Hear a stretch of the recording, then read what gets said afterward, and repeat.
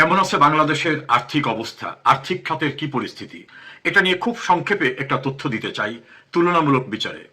শেখ হাসিনা 2008 সালের নির্বাচনে সরকার গঠন করার পরে দীর্ঘ 15 বছরে দেশীয় এবং বিদেশি উৎস থেকে যে ঋণ করেছেন তা তার পূর্বের ঋণ সহ সর্বসাকুল্যে 19,00,000 কোটি টাকা। তিনি যখন ক্ষমতা গ্রহণ করেন তখন ঋণ ছিল 2,50,000 কোটি টাকা। তাহলে শেখ হাসিনা ঋণের পরিমাণ দাঁড়ায় 15,50,000 কোটি টাকা 15 বছরে। সেই হিসাবে আমরা ধরে নিতে পারি প্রতি বছর প্রায় 1,00,000 কোটি টাকা।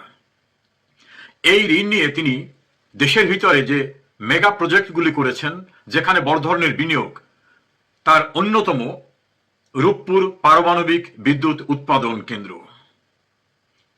মেট্রো রেল, এলিভেটেড এক্সপ্রেসওয়ে, পায়রা বন্দর, আন্তর্জাতিক মানের থার্ড টার্মিনাল, পদ্মা সেতু, ঢাকা থেকে কক্সবাজার পর্যন্ত রেল লাইন, গ্রামীণ অবকাঠামো উন্নয়ন, প্রতিটি ডিভিশনে বিশ্ববিদ্যালয় তৈরি করা, স্কুল কলেজ, কালভার্ট, মসজিদ মন্দির, নানা খাতে ব্যাপক আকারে তিনি বিনিয়োগ করে তিনি ঋণ করেছিলেন 15 বছরে 16,00,000 কোটি টাকা।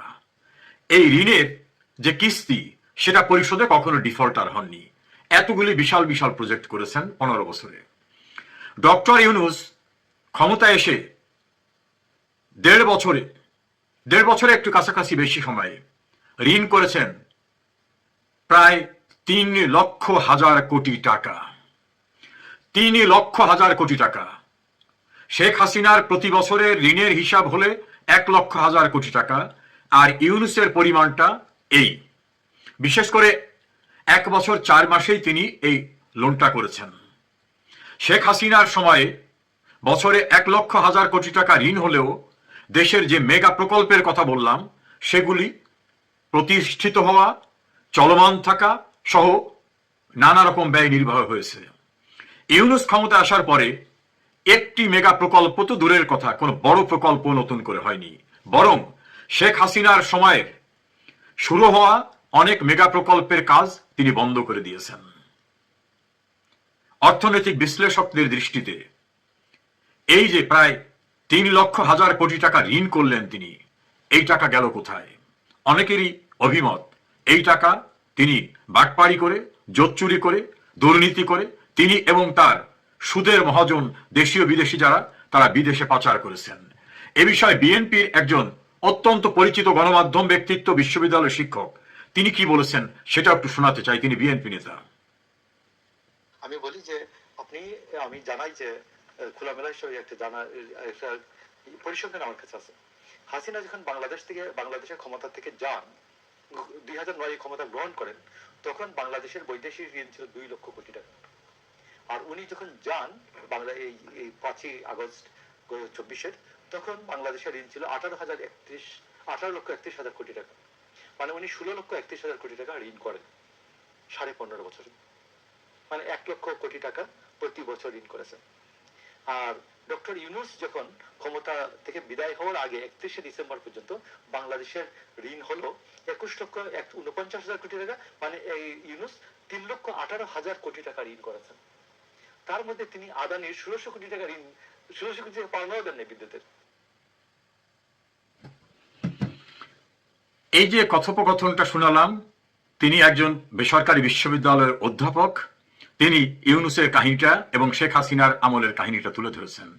এর সঙ্গে সংযুক্ত করে বলবো, আর্থিক ব্যবস্থাপনায় শেখ হাসিনা সরকারের সাফল্যকে এপ্রিসিয়েট করে শেখ হাসিনা সরকারের 2020 সালের যিনি অর্থমন্ত্রী ছিলেন তাকে বেস্ট ফাইন্যান্স মিনিস্টার হিসাবে এপ্রিসিয়েট করেছেন বিশ্বের খ্যাতনামা আর্থিক ম্যাগাজিন 2020 সালে।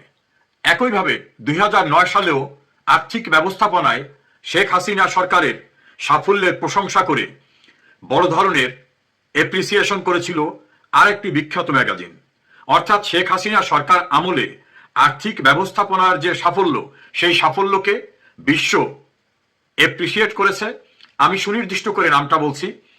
দি ব্যাংকার নামক ফাইন্যান্সিয়াল টাইমস গ্রুপের মালিকানাধীন magazine the banker finance minister of the year of Asia and global award 2020-এ ভূষিত করেন শেখ হাসিনার অর্থমন্ত্রীকে 2020 সালে বিশ্বের সেরা অর্থমন্ত্রী হিসাবে, এবং 2009 সালে শেখ হাসিনার অপর অর্থমন্ত্রীকে এমার্জিং মার্কেট নামক পত্রিকা সেরা অর্থমন্ত্রী হিসাবে পুরস্কৃত করেন। আসলে তো মন্ত্রীরা সবকিছু করে না, এটা ডিপেন্ড করে সরকার প্রধানের উপরে। প্রিয় দর্শক শ্রোতা, আপনাদের কাছে আশা করি পরিষ্কার করতে পেরেছি শেখ হাসিনা তার 15 বছরে প্রতি বছর 1,00,000 কোটি টাকা ঋণ করলেও ঋণের কিস্তি পরিশোধে ডিফল্টার হননি, এবং তার মেয়াদে যে সকল মেগা প্রকল্প হয়েছে তার একটা তথ্য তুলে ধরলাম। আর তার এই ব্যবস্থাপনায়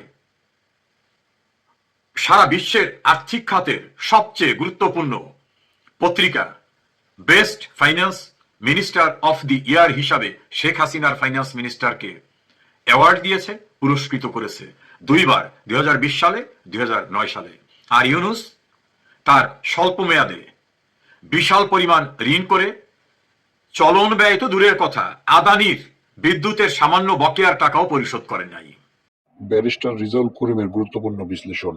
আমি আহ্বান জানাবো বর্তমান সরকারকে, এ বিষয়ে তদন্ত করুন, ইউনূসের এই ভয়াবহ দুর্নীতির তথ্য খুঁজে বের করুন, তাকে আইনের মুখে সোপর্দ করুন। শেখ হাসিনার সরকার পরিচালনার আর্থিক ব্যবস্থাপনার ইন্টারন্যাশনালি এপ্রিসিয়েটেড বেস্ট স্ট্যান্ডার্ডের কারণে বাংলাদেশ উন্নয়নের রোল মডেলে পরিণত হয়েছে।